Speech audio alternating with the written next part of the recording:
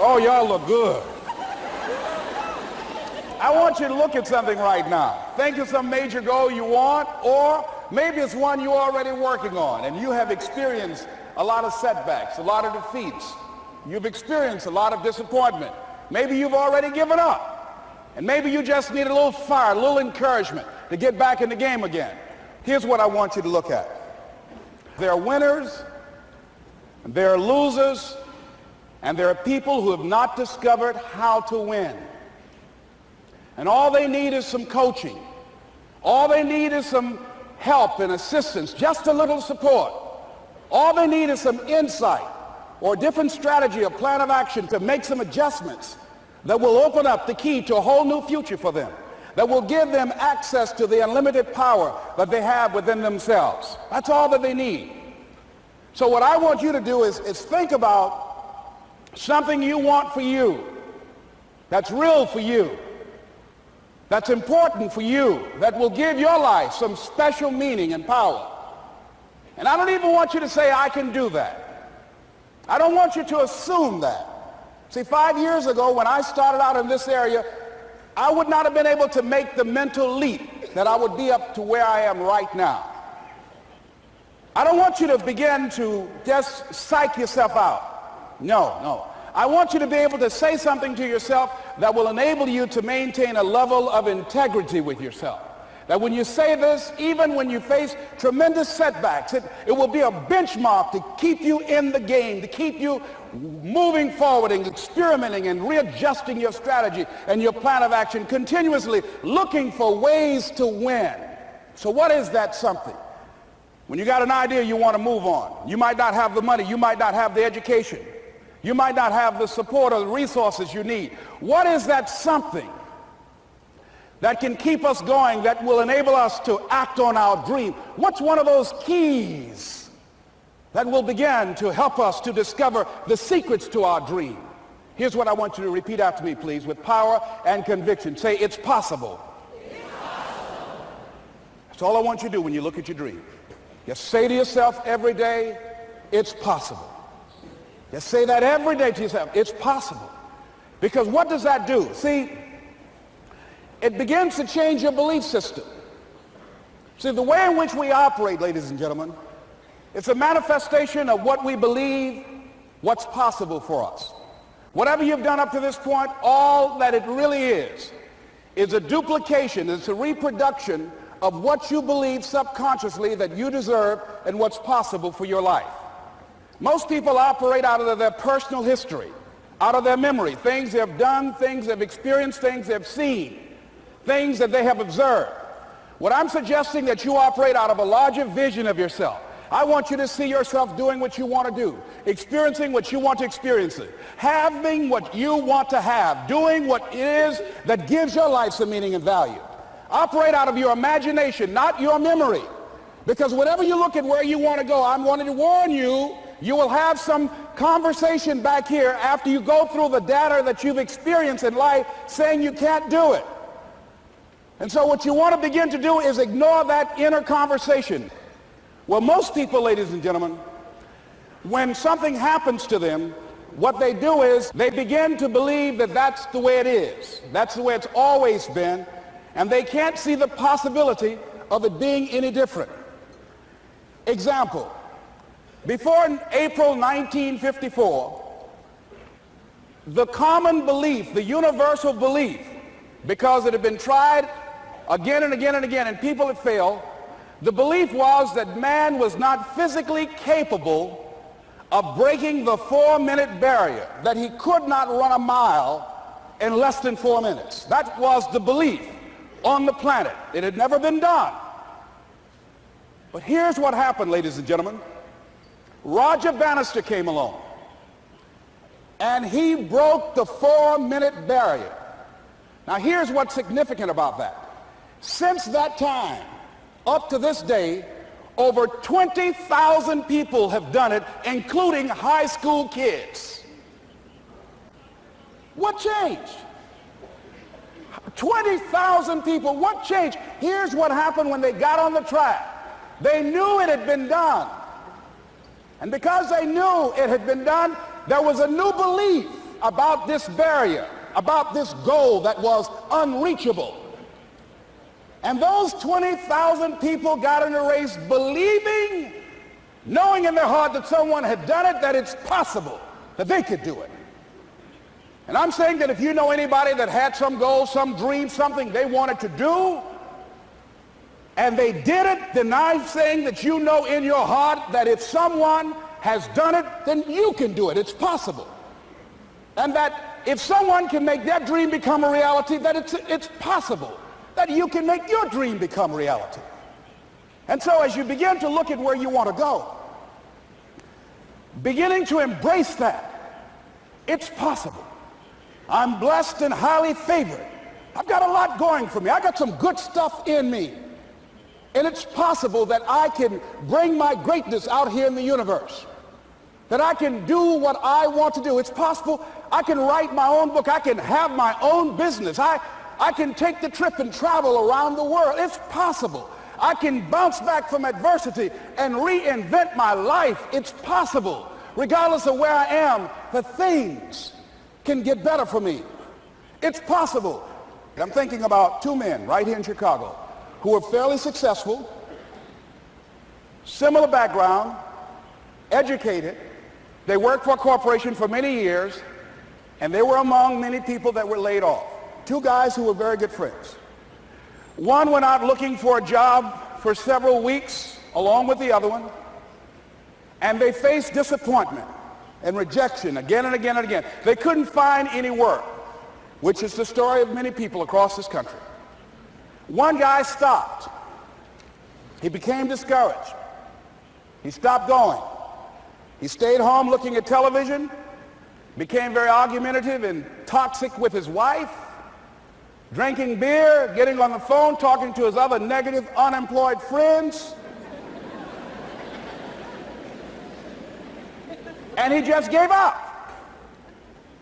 The other guy kept looking for a job everywhere he could go. Every time he could get an opportunity, kept asking people, networking, checking the newspapers every day. Kept going everywhere he could, trying to find a job. You have too much education. You're overqualified. You won't be here long enough. He kept going. He kept going.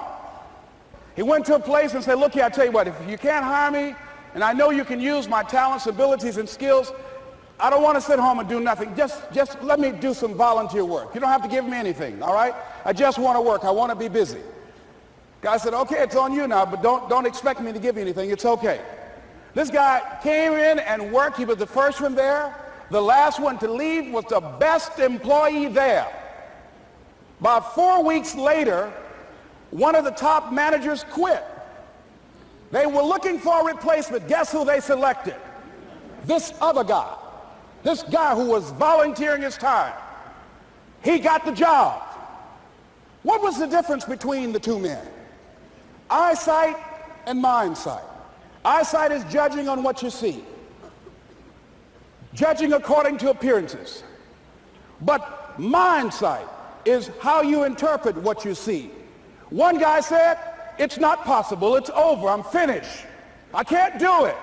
I can't make it. He surrendered. I've faced rejection again and again. I'm not going anymore. There are no jobs out there.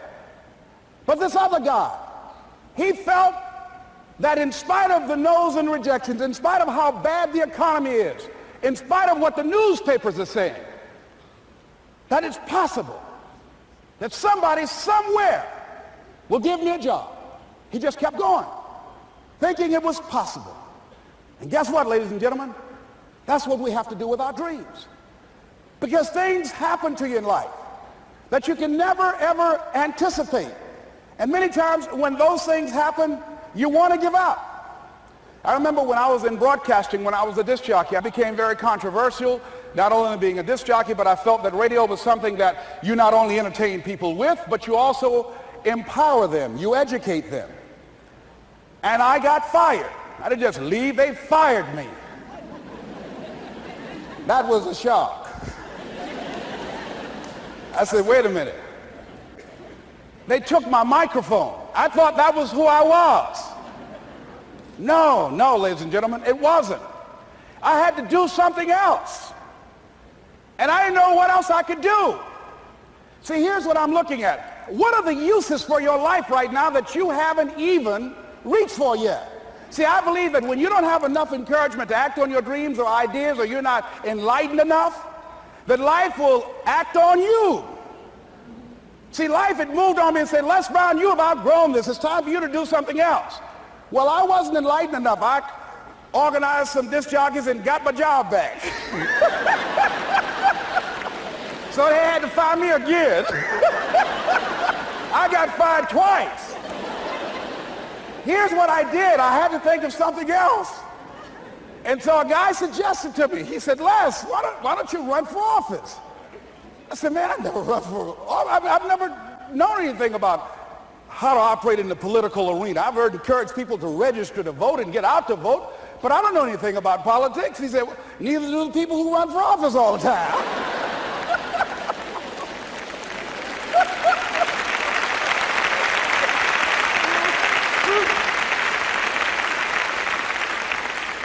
So I ran. Now here's what I'm suggesting. I ran. You got to do what you can where you are with what you have. I didn't have any money. I didn't know anything about the political process. I didn't even have any support. But here's what the guy told me. It's possible you could win. That's all I had. I was running against an endorsed candidate. He was an incumbent. He had the newspaper support, all of the leadership in the community, and I was challenging this guy. So I had a saying when I was on radio, stand up for what you believe in because you can fall for anything. And I would go door to door. I have my kids on one side of the street. I would be on the other, and I'd knock on doors. Hello, my name is Les Brown. Tell everybody I'm still standing. They get on the phone. Child, Les Brown was to my house today. You know the boy on the radio with the big mouth? Yeah, they fired him, honey. Say he's still standing. See, I'm saying just keep moving. Don't start feeling sorry for yourself. Don't spend time blaming and talking about what happened to you. See, whatever you talk about, that's what you multiply and expand in your life experience. So don't talk about stuff unless you want it to keep on happening to you, all right? So I got in that kind of action.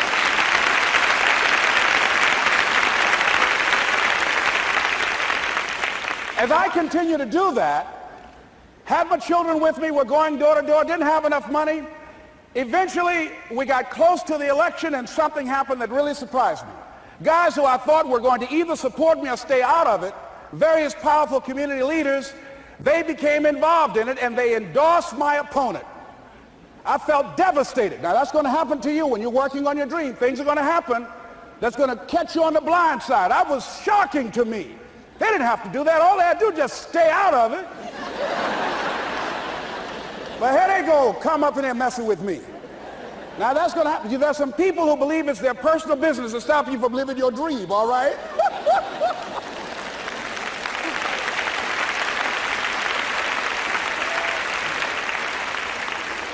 But I didn't deal with that. You want to make your dream come true, you got to stay focused. Some people rather get even than get ahead. Stay focused on where you want to go.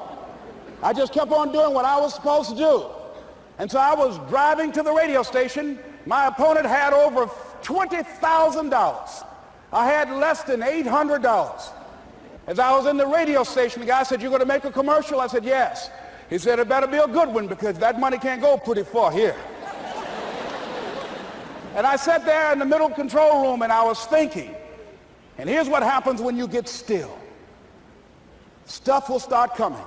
Something said, "Call your mama." You used to talk about your mother on the air all the time. Ask her to say a few words for you. That'll be a different kind of political spot. So I called my mama, and I had a gospel record playing in the background.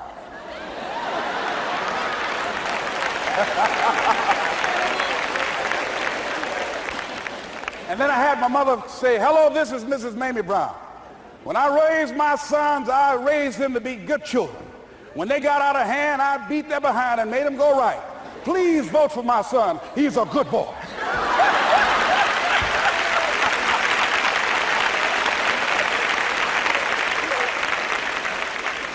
Usually in the state representative race, maybe 3,000 or 4,000 people will come out to vote in a primary. In that primary race, over 27,000 people came out and voted and said, I'm voting for Les Brown because his mama said he's a good boy. I won, ladies and gentlemen. I won.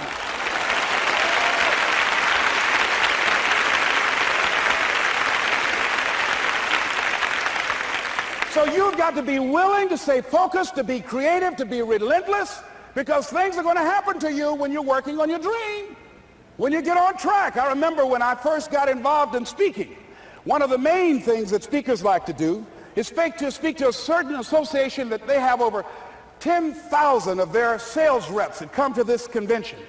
And I was relentless. I kept saying, it's possible. It's possible. See, what I want to let you know and set you up for, because you said it's possible, don't mean that you're not going to have any problems. That Murphy's Law ain't going to come and slap you side the head. Oh, Murphy going to come visit you. He's waiting for some of y'all out in the parking lot.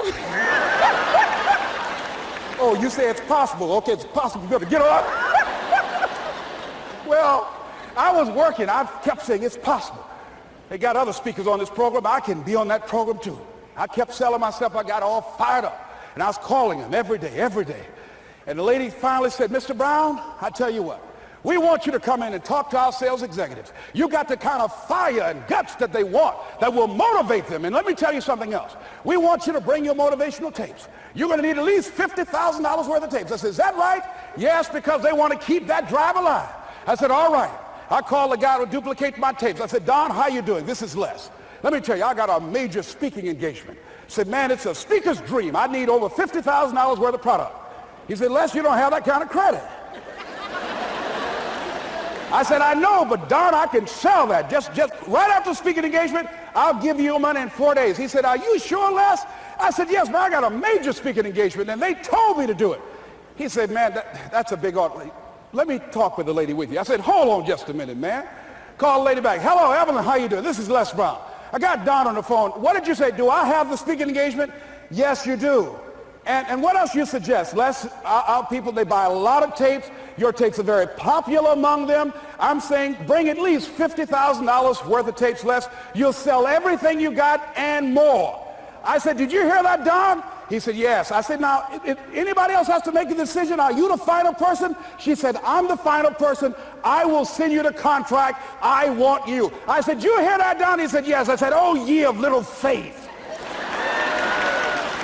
I said, duplicate the tapes, man. Hung the phone up. Well, he duplicated the tapes. 1 week came by. I'm checking the mail every day.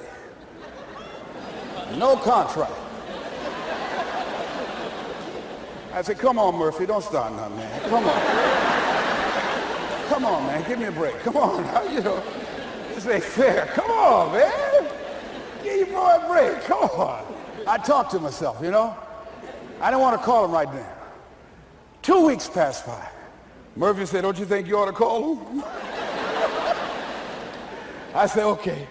I called. I said, hello, this is Les Brown calling. How you doing, Les? I said, fine. I said, Evelyn hasn't sent my contract out yet. Any additional information you need? So, Les, you haven't heard? I said, no. I said, Evelyn died. I said, she died? I said, did she say anything about me?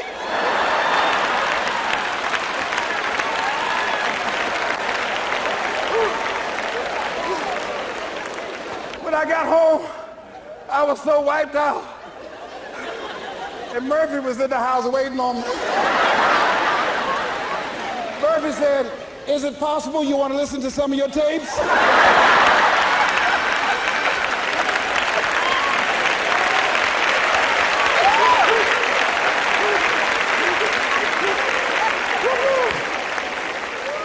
But ladies and gentlemen, here's what I had to do. I had to begin to focus on what was the solution. That this was not the only place that I'll be able to sell those products. And as I began to challenge myself and got some help and support and some other input, I eventually did. It took longer, but it was challenging.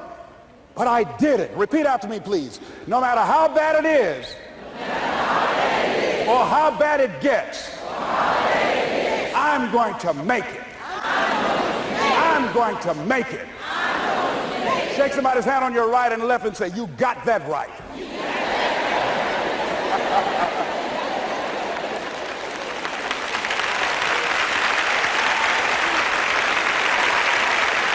Repeat after me, please. It's possible. It's possible. I can have my dream.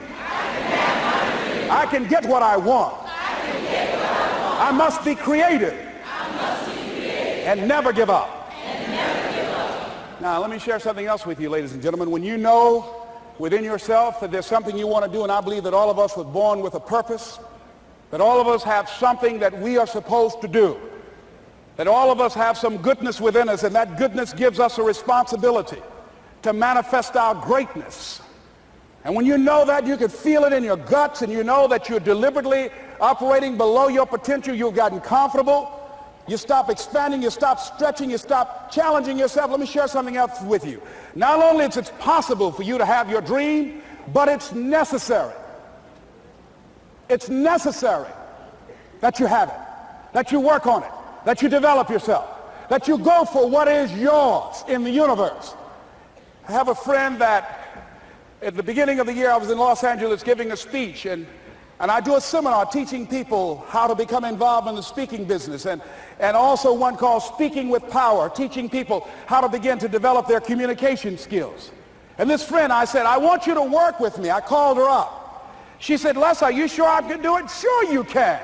You have a PhD in communications. I don't have that. If I can do it, sure you can do it. In fact, I'm going to give you the support that you need. Here's what I realize, ladies and gentlemen. We only have enough energy to take us to a certain level.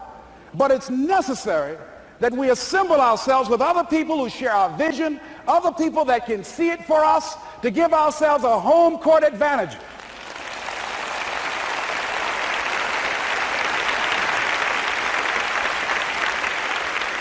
So it's necessary that you seek out other people who think like you, who are growing, who have decided that they are not satisfied with where they are. See, I don't believe that necessity is the mother of invention. No, necessity, in my opinion, is not the mother of invention.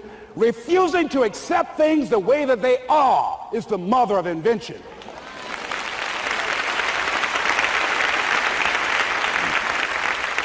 When you decide, I'm not going to settle for this, this is not going to be it for my life, I deserve more than this. See, that will start making you do some stuff. See, a lot of people go to work every day miserable, and all they do is just talk about how miserable they are. But they don't do anything about it.